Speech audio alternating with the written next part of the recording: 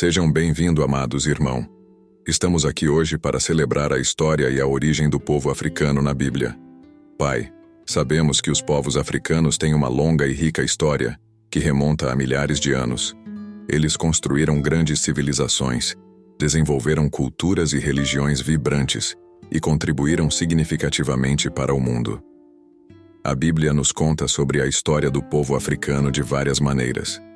No livro do Gênesis, vemos que os povos africanos são descendentes de Cão, um dos 3 filhos de Noé.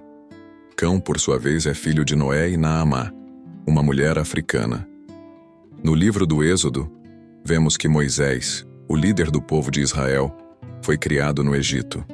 Ele foi educado na cultura e na religião egípcias, e isso o ajudou a liderar seu povo para a liberdade. No Novo Testamento, vemos que Jesus Cristo passou parte de sua infância no Egito. Isso mostra que Deus ama todos os povos, independentemente de sua raça ou origem. Amados, hoje vamos explorar um tema pouco conhecido: a história e a origem do povo africano na Bíblia. A Bíblia é um livro sagrado que tem influenciado culturas e religiões há milênios, mas poucas pessoas sabem que ela contém informações importantes sobre a origem dos povos africanos.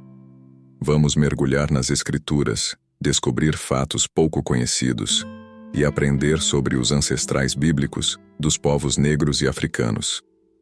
Antes de nos aprofundar no assunto, não se esqueça de curtir, se inscrever no canal e compartilhar esse conteúdo para que mais pessoas possam conhecer essa história. Os povos africanos na Bíblia. Os povos africanos são frequentemente esquecidos na Bíblia, mas é importante lembrar que o povo de Israel viveu por muito tempo no continente africano, principalmente como escravos no Egito. As relações entre o povo de Israel e os povos africanos foram variadas.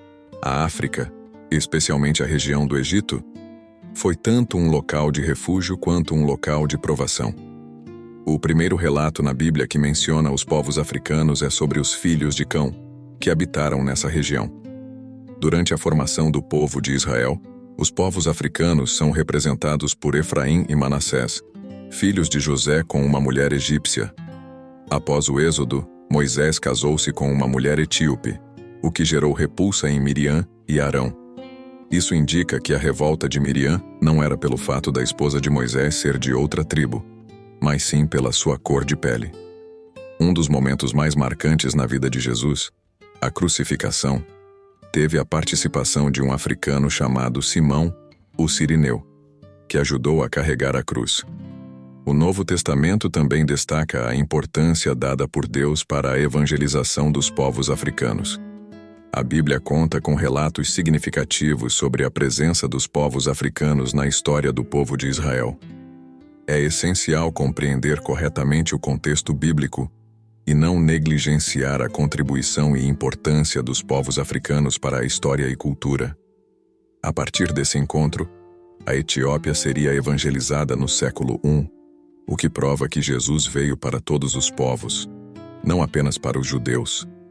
Em Jesus Cristo, não se deve haver mais distinções com base na raça, gênero ou classe social.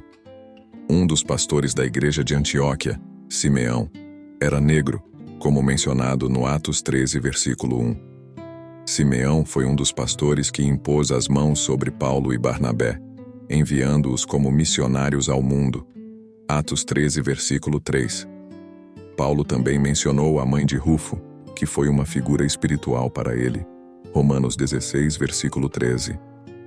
Essas citações bíblicas mostram o papel de destaque dos povos negros na formação do povo de Israel, estando presentes em momentos-chave, como o Êxodo, o estabelecimento do povo em Canaã, o período dos reis, a crucificação de Jesus, o início da evangelização e a formação da igreja cristã.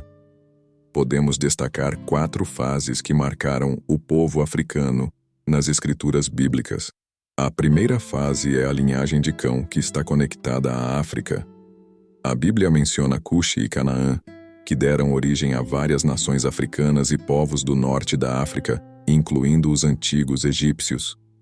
A segunda fase é a maldição de Cão, que não se aplica aos povos africanos como um todo, mas sim a Canaã. Essa interpretação errônea levou a conceitos equivocados e a discriminação ao longo da história. A terceira fase explora os descendentes de Cão na Bíblia e sua importância, mencionando o povo de Cuxê, cujas terras correspondem ao Sudão e Etiópia, e também povos nativos da antiga Babilônia e Sumeria, além dos filisteus. Essas narrativas são fundamentais para entender a rica diversidade e influência cultural dos povos africanos ao longo da história. A quarta fase explora o significado do termo Cush na Bíblia, que está associado a Etiópia e Sudão, e tem como significado literal Etiópia. Outros povos negros, como Mizraim, representam os antigos egípcios e outros povos do norte da África. É notável como essas designações influenciaram a percepção desses povos ao longo dos séculos. Vale ressaltar que o Egito é um país africano, terra do Nilo e das pirâmides, o mais antigo reino registrado, e Israel, terra das origens bíblicas, sempre teve uma relação próxima com esse poderoso vizinho. Portanto, podemos dizer que houve uma intensa comunicação entre Egito, África e Israel por muito tempo. Lembre-se de que, por muito tempo, algumas nações cristãs justificaram a escravidão do povo africano com base no texto bíblico de Gênesis, que menciona os filhos de Noé que saíram da arca, sendo eles Sem, Cão e Jafé. De maneira geral, os descendentes de Jafé são os povos indo-europeus, incluindo os da Ásia Menor e das ilhas do Mediterrâneo. Os descendentes de Cão, mencionados entre o versículo 6 e 20 do capítulo 10 de Gênesis, são chamados de povos africanos, incluindo o Egito e a Etiópia. Canaã também é incluída nessa linhagem, porque nessa época estava sob o domínio egípcio.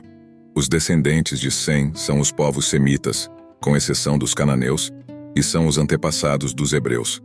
Você se lembra de quando Moisés recebeu toda a educação egípcia e era poderoso em palavras e obras?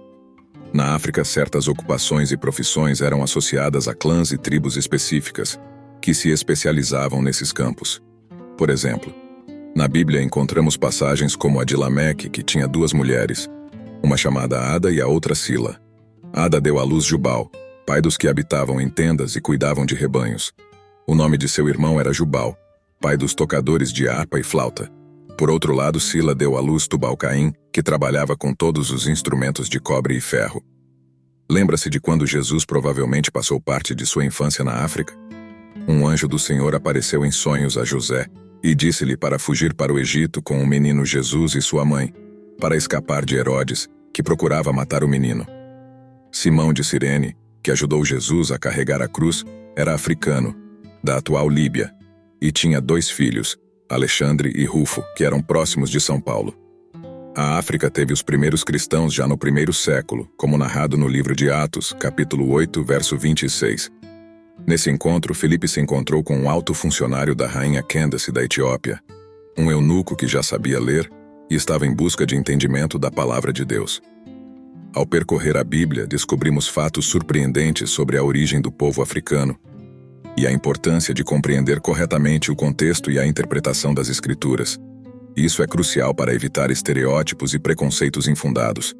A Bíblia nos mostra a diversidade e a riqueza da história africana e evidencia que os povos africanos contribuíram significativamente para a formação da civilização e da cultura. Compartilhando esse conhecimento, esperamos promover o respeito, a tolerância e a valorização da herança do povo africano. Agradecemos a todos que nos acompanharam nessa jornada e convidamos a deixarem seus comentários, compartilharem o vídeo e se inscreverem no canal para mais conteúdos enriquecedores como esse. Até o próximo vídeo, e que Deus continue abençoando cada de vocês. Amém.